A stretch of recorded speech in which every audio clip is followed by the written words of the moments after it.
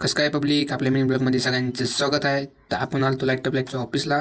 तिथून जायचं होतं आपल्या मित्रासोबत नगरला, नाही का, मस्तपैकी. तर त्याला म्हणलं जाऊ आपण नगर, नाही का, त्याला घ्यायचे शूजन कपडे, नाही का, मस्तपैकी. तर त्याला म्हणलं जाऊ आपण दोघं, नाही का, मस्तपैकी. आता आम्ही तिथून निघालो, नाही का, गाडी घेऊन. तर महादेवाच्या मंदिरापाशी दर्शन केलं मस्तपैकी. महादेवाचं दर्शन केलं तर तुम्ही बी का, नाही का, मस्तपैकी.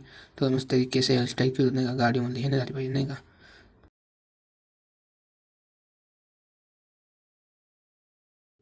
माझा मित्र नुसतं म्हणत होता मला दाखव.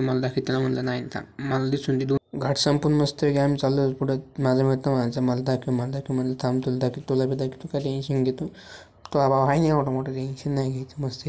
तिथून आम्ही मस्तपैकी चांदबेच्या महालापाशी आलतो, नाही का. चला म्हणलं दमाने घेणं तर जातो आपण खाली दमादमन चालीत जा, चांगलं असतं दमादमन चालेल. मग ते म्हणलं बरोबर चालते दमादमन चालू म्हटलं, नाही का. उगाच विषय पंपात होऊन जायचं.